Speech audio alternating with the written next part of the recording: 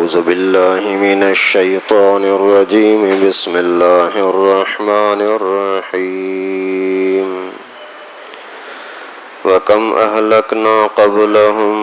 من قرن هم أشد منهم بطشا فنقبوا في البلاد هل من محيص إن في ذلك لذكرى لمن كان له قلب أو ألقى السمع وهو شهيد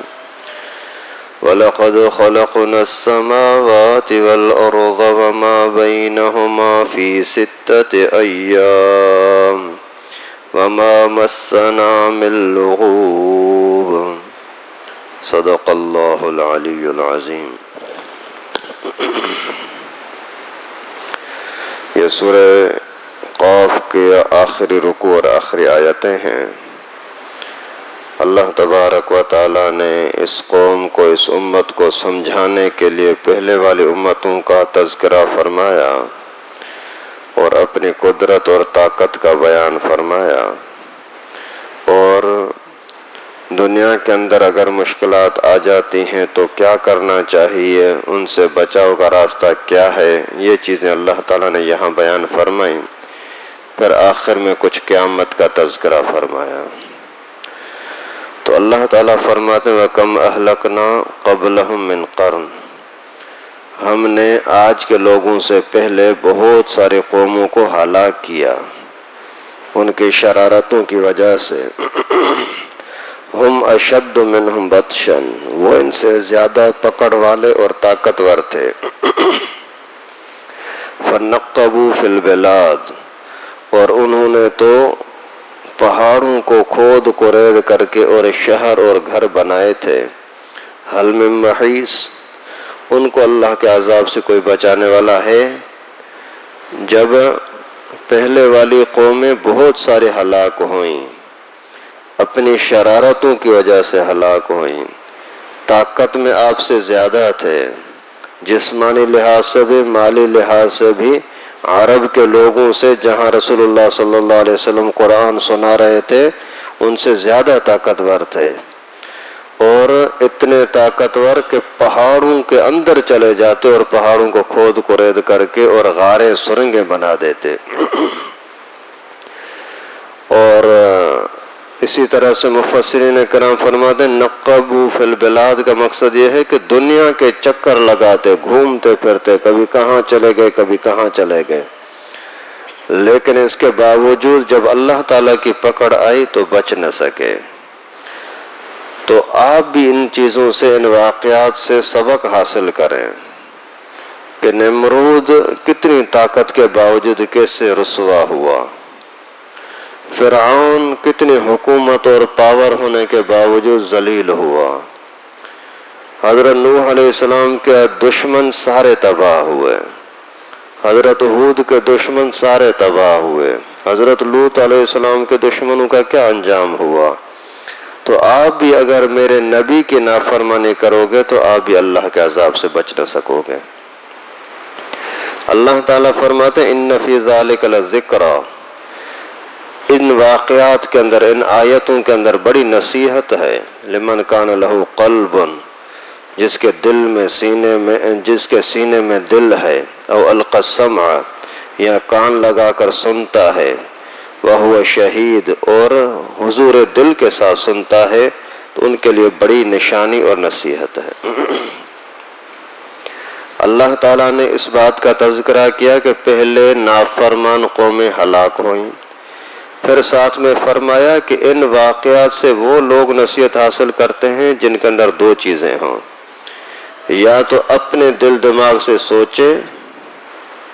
سوچ کر کے اور اللہ تعالیٰ کی قدرت کو سمجھے، یا پھر دوسری چیز یہ کہ کان اچھی طرح سے کھول کر کے سنیں. جو بندہ بھی اللہ تعالیٰ کی قدرت کو اور قرآن اور حدیث کو کان کھول کر کے سنتا نہیں ہے، توجہ کے ساتھ سنتا نہیں ہے، اس کو کبھی نصیحت حاصل نہیں ہوتی. یا جو بندہ اسی اللہ تعالیٰ کی نعمت دل سے اچھی طرح سے غور و فکر نہیں کرتا، سوچ وچار نہیں کرتا تو اس کو ہدایت نہیں ملتی۔ دل اور دماغ سے سوچنا یا پھر کانوں سے ادب کے ساتھ سننا، یہ دو چیزیں ہیں۔ آج کل کے ماحول نے، انٹرنیٹ نے اور یہ ٹی وی چینلوں نے، اسکول کالج نے انسان کو ان دونوں چیزوں سے محروم کیا ہے۔ نہ تو کوئی آدمی اپنے دل دماغ کے ساتھ قرآن کو، حدیث کو سوچنے کے لیے تیار ہے، پہلے والے واقعات کی طرف غور کرنے کے لیے تیار ہے، نہ ہی پھر دین کی بات سننے کے لیے تیار ہے۔ آپ خود اپنے یاروں دوستوں پر نظر کریں، مہینے مہینے گزر جاتے ہیں، ایک بھی کوئی بیان، کوئی حدیث مبارکہ سننے کا ان کو موقع نہیں ملتا۔ اللہ کے فضل سے ہر مسجد میں قرآن اور حدیث سنائی جا رہی ہے، لیکن ان کو توفیق نہیں ملتی، جبکہ اللہ تعالیٰ فرماتے ہیں کہ قرآن سے، حدیث سے، ان واقعات سے، پہلی قوموں کی تباہی کے ذکر سے صرف وہ لوگ نصیحت حاصل کر سکیں گے جن کے اندر دو چیزیں ہوں، یا تو اپنے دماغ اور دل سے سوچے یا پھر سنیں۔ یہ لوگ جب سننے کے لیے تیار نہیں ہیں تو سوچیں گے کیا؟ جب سننا اور سوچنا نہیں ہوا تو پھر ان کو پتہ کیا لگے گا کہ فرعون کیا تھا اور حضرت موسیٰ علیہ السلام کیا تھے؟ کون تباہ ہوا، کون کامیاب ہوا، کس کو عزت ملی، کون ذلیل و رسوا ہوا۔ آج کل جتنے لوگ بھی دین کے خلاف، حدیث کے خلاف بکواس کرتے ہیں، وہ زیادہ تر وہی ہوں گے جو دین سننے سے محروم ہوتے ہیں۔ 24 گھنٹے پیسے کمانے میں تو لگے رہیں گے، سوچتے رہیں گے کہ یہاں سے پیسہ کماؤں، یہاں سے کماؤں، یہ کروں، یہ کروں، اس کے ساتھ لڑائی کروں، اس کے ساتھ دوستی کروں، اس کے ساتھ دشمنی کروں، اس میں تو لگے رہیں گے۔ کبھی بھی ان کو یہ توفیق نہیں ملے گی کہ 5 منٹ کے لیے قرآن پاک کی تلاوت کر لیں، قرآن اور حدیث کی کوئی بات سن لیں، تو پھر نتیجہ بھی وہی ہوتا ہے۔ وَلَقَدْ خَلَقْنَا السَّمَاوَاتِ وَالْأَرْضَ وَمَا بَيْنَهُمَا فِي سِتَّةِ أَيَّامٍ وَمَا مَسَّنَا مِن لُغُوبٍ۔ اللہ تعالیٰ فرماتے ہیں میں نے ہی آسمانوں کو پیدا کیا، زمین کو پیدا کیا، ان دونوں کے بیچ کی سب چیزوں کو پیدا کیا 6 دن کے اندر، اور ہمیں کوئی تھکاوٹ اور تھکن بھی نہیں ہوئی۔ یعنی یہ دھمکی ہے، جو لوگ پہلے والے واقعات سے سبق حاصل نہیں کرتے،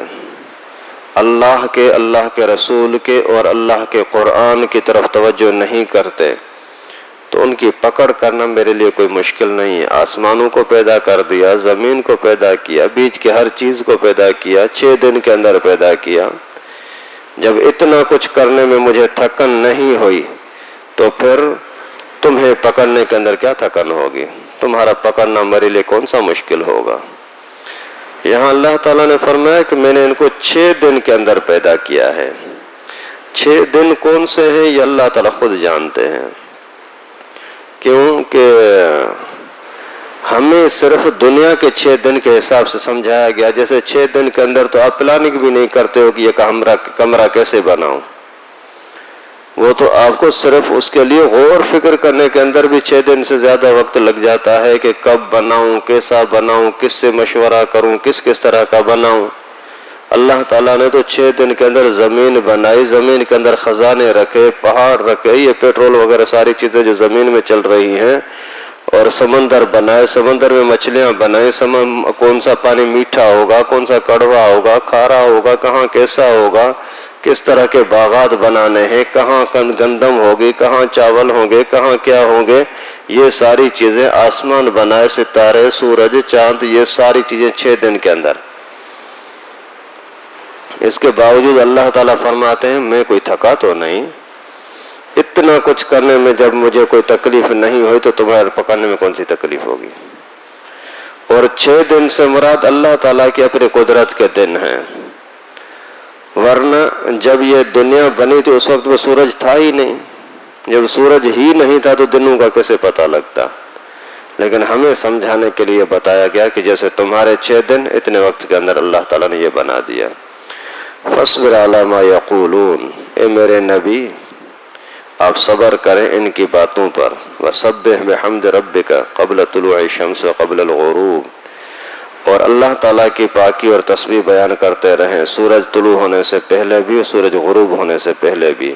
وَمِنَ اللَّيْلِ رات کو بھی، وَسَبِّحْهُ اور اللہ تعالیٰ کی تسبیح بیان کرتا رہا، وَأَدْبَارَ السُّجُودِ اور نمازوں کے بعد بھی اللہ تعالیٰ کا ذکر و اذکار کیا کر، وَاسْتَمِعْ يَوْمَ يُنَادِ الْمُنَادِ مِن مَّكَانٍ قَرِيبٍ اور غور سے سنیں کہ ایک دن ایسا آئے گا کہ قریب سے ہی بلانے والا بلائے گا، فرشتے آ کر کے قیامت کے دن آواز دیں گے، یوم یسمعون الصیحۃ بالحق، اس دن برحق ایک چیخ و پکار آئے گی، ذالک یوم الخروج، اسی دن سب کو نکل کر کے اللہ تعالیٰ کے سامنے پیش ہونا ہے۔ پیغمبر کریم صلی اللہ علیہ وسلم نے مکہ مکرمہ کے اندر دعوت دی، لوگوں کو سمجھایا، لوگ دشمنی میں آئے، نبی پاک کو تنگ کیا، تکلیفیں دیں، مسلمانوں کو تکلیفیں دیں، تو ظاہر ہے انسان کا پریشانی تو ہوتی ہے۔ تو اللہ تعالیٰ نے فرمایا فَاصْبِرْ، آپ صبر کریں ان کی باتوں پر، ان کی شرارتوں پر میں پکڑ کروں گا۔ وہ آپ دین کا کام کر رہے ہیں، دشمن آپ کو تنگ کر رہے ہیں، تو آپ دو کام کریں، ایک صبر کریں ان کی شرارتوں پر، دوسرا اللہ تعالیٰ کا ذکر و اذکار زیادہ کیا کر، نماز کی طرف توجہ دو اور ذکر کی طرف توجہ دو، اللہ تعالیٰ خود ان کا حساب کتاب کریں گے۔ آج بھی ہمیں یہی حکم ہے کہ اگر آپ کو کہیں سے بھی کوئی پریشانی کرتا ہے، آپ کو کوئی تکلیف پہنچتی ہے، یہ دو کام کریں، صبر کریں، اللہ کی طرف رجوع کریں، اللہ تعالیٰ تمہارا کام آسان کر دے گا۔ اللہ تعالیٰ فرماتے ہیں سورج طلوع ہونے سے پہلے بھی، غروب ہونے سے پہلے بھی، اس ٹائم پر خصوصاً آپ اللہ تعالیٰ کے ذکر کی طرف، تسبیح اور تحمید کی طرف زیادہ توجہ دیں۔ مقصد یہ ہے کہ فجر کی نماز اور عصر کی نماز پر زیادہ توجہ دیا کریں۔ ایک حدیث مبارکہ میں آتا ہے جو فجر اور عصر کی نماز پابندی کے ساتھ پڑھتا ہے تو اس کے لیے اللہ تعالیٰ کا دیدار آسان ہو جاتا ہے۔ اس وجہ سے ان دونوں نمازوں کا خصوصاً توجہ دو، اگر یہ دو پابندی سے پڑھی نا تو پھر اور نمازیں ویسے بھی آسان ہو جاتی ہیں، ویسے بھی، اور ساری فجر کی نماز پابندی سے پڑھی پورا دن آپ کا سکون کا گزرے گا، پھر ظہر پڑھنا بھی آسان ہو جائے گی۔ جب عصر کی نماز پڑھی نا سمجھو کہ آپ کا مال متاع سارا کچھ محفوظ ہو گیا، اور پھر عصر کی وجہ سے مغرب اور عشاء کی نماز آسان ہو جاتی ہے۔ وَأَدْبَارَ السُّجُودِ جب نمازیں وغیرہ پڑھ لو تو پھر اللہ تعالیٰ کی تسبیح بیان کرو، نماز کے بعد پھر توجہ کے ساتھ اللہ تعالیٰ سے دعا کیا کریں، ذکر کریں، سبحان اللہ 33 مرتبہ، الحمدللہ 33 مرتبہ، اللہ اکبر 34 مرتبہ، اس طریقے سے اور بھی موقع ملے اور بھی اللہ تعالیٰ کا ذکر کریں، لیکن واضح طور پر اللہ تعالیٰ نے حکم فرمایا کہ وَأَدْبَارَ السُّجُودِ نمازوں کے بعد بھی اللہ تعالیٰ کی تسبیح بیان کریں۔ تو علماء نے لکھا ہے ایک تو نماز کے بعد تسبیح کریں، دوسرا ادب کے ساتھ دعا کریں۔ ادب کے ساتھ دعا کا مقصد یہ ہوتا ہے کہ کامل توجہ اللہ ہی کی طرف ہو، اور بہتر طریقہ یہ ہے کہ دعا ہمیشہ اس طرح تشہد والی صورت میں مانگنی چاہیے۔ بھلے آپ ویسے کہیں بھی بیٹھا ہوا ہے، گپ شپ کے اندر لگا ہوا ہے، کسی بھی ماحول میں ہے، جیسا بھی بیٹھا، لیکن جب دعا کا ٹائم ہو جائے تو سیدھا اس طرح ہو جائے، 1 منٹ کے لیے 2 منٹ کے لیے اگر کرے گا تو یہ اللہ تعالیٰ کے سامنے عاجزی کے لیے بہترین ذریعہ ہے۔ آگے اللہ تعالیٰ فرماتے ہیں کہ ایک چیخ آئے گی، ایک زلزلہ آئے گا، قیامت کی سور پھونکی جائے گی، تو سارے اس وقت میں ایک پکارنے والا پکارے گا، سب کو نکل کر کے اللہ تعالیٰ کے سامنے پیش ہونا پڑے گا۔ اور اللہ کے نبی نے فرمایا قیامت کے دن سب سے پہلے میں اٹھایا جاؤں گا، جیسے ہی سور پھونکی جائے گی سب سے پہلے میں اٹھایا جاؤں گا، پھر جنت کا جوڑا کپڑے مجھے پہنائے جائیں گے، اس کے بعد پھر جب میدان محشر کے اندر سارے اکٹھے ہوں گے وہاں پھر سب سے پہلے حضرت ابراہیم علیہ السلام کو کپڑے پہنائے جائیں گے، کیونکہ اس ظالم نمرود نے آگ میں ڈالنے کے ٹائم پر حضرت ابراہیم کے کپڑے چھینے تھے، تو اللہ تعالیٰ پھر اعزاز کے اندر اسی نمرود کے سامنے سب سے پہلے میدان محشر کے اندر اللہ تعالیٰ حضرت ابراہیم علیہ السلام کو کپڑے پہنائیں گے۔ اِنَّا نَحْنُ نُحْيِي وَنُمِيتُ وَإِلَيْنَا الْمَصِيرُ اللہ تعالیٰ فرماتے ہیں کہ میں ہی زندہ کرنے والا ہوں، موت دینے والا ہوں، اور سب کو پھر میری ہی طرف لوٹ کر کے آنا ہے۔ یوم تشقق الارض عنہم سراعا، قیامت کے دن جیسے ہی زمین پھٹے گی تو سارے دوڑتے دوڑتے اکٹھے ہونے لگے گے۔ ذالک حشر علینا یسیر، یہ اکٹھا کرنا میرے لیے کوئی مشکل نہیں، آسان ہے۔ نحن اعلم بما یقولون وما انت علیہم بجبار، ہم جانتے ہیں یہ لوگ کیا کہتے ہیں اور آپ ان کے کوئی نگہبان نہیں ہیں۔ اللہ تعالیٰ رسول اللہ صلی اللہ علیہ وسلم سے فرماتے ہیں یہ جو کچھ کر رہے ہیں کہہ رہے ہیں میں جانتا ہوں، میری پکڑ سے باہر نہیں ہے، میرے علم سے باہر نہیں ہے۔ وما انت علیہم بجبار، آپ ان کے نگہبان نہیں ہیں، پکڑ کرنے والا میں ہوں۔ آپ کا اگر دل رنجیدہ ہوتا ہے، پریشان ہوتے ہیں تو آپ پریشان نہ ہو، آپ میرے حوالے کر دیں، میں ان کی پکڑ کروں گا۔ اسی وجہ سے کہتے ہیں کہ اگر آپ کی کسی کے ساتھ کوئی اختلاف ہو گیا، لڑائی جھگڑا ہو گیا، اس نے اگر آپ کو دو باتیں سنا دیں، دو تھپڑ لگا دیے تو پریشان ہونے اتنا خطرہ نہیں ہے، اگر وہ خاموش ہو گیا تو زیادہ خطرہ ہے۔ یہ بات سمجھیں، آج کل زیادہ تر لوگ ان چیزوں کو نہ سمجھنے کی وجہ سے اپنے آپ کو تباہ کرتے ہیں۔ ہر بندے کا کسی نہ کسی کے ساتھ اختلاف ہوتا ہے، کوئی نہ کوئی ہو جاتا ہے۔ اگر آپ کا کسی کے ساتھ اختلاف ہو گیا، آپ نے دو گالی اس کو دے دی، اس نے آپ کو دو گالی دے دی، آپ نے تھپڑ مارا، اس نے تھپڑ مارا، سمجھو کہ یہ خیر ہو گیا۔ لیکن اگر آپ نے اس کو برا بھلا کہا اور وہ خاموش ہو گیا، سمجھو کہ ابھی آپ کے لیے خیر نہیں ہے، کیونکہ اس نے اپنا کیس اللہ کے حوالے کر دیا۔ اس اللہ کے حوالے کر دیا جو اللہ تمہیں اندھا بھی کر سکتا ہے تو تمہاری روزی بھی چھین سکتا ہے، گھر کا سکون بھی چھین سکتا ہے۔ اس وجہ سے کوشش کریں کسی کے سامنے، خصوصاً ایسے بندے کے سامنے جو خاموش رہتا ہے، جو لڑائیاں جھگڑے نہیں کرتا، اس کی گلہ غیبت نہ کرو، اسی کو تنگ نہ کرو، ورنہ آپ کا گھر پورا تباہ ہو جائے گا۔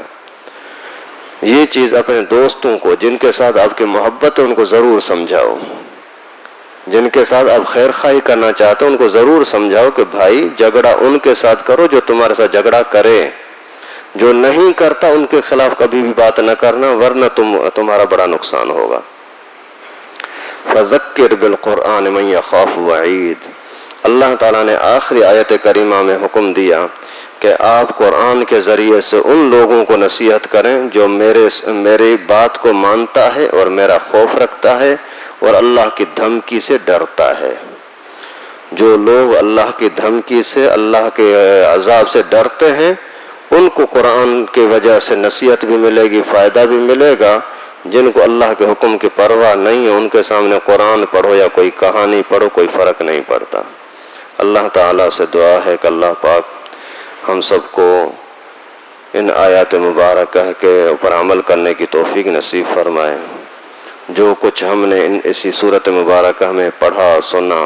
اللہ تعالیٰ اپنی بارگاہ میں قبول فرمائے۔ جو کمی کوتاہی ہو گئی اللہ پاک معاف فرمائے۔ وآخر دعوانا الحمدللہ رب العالمین۔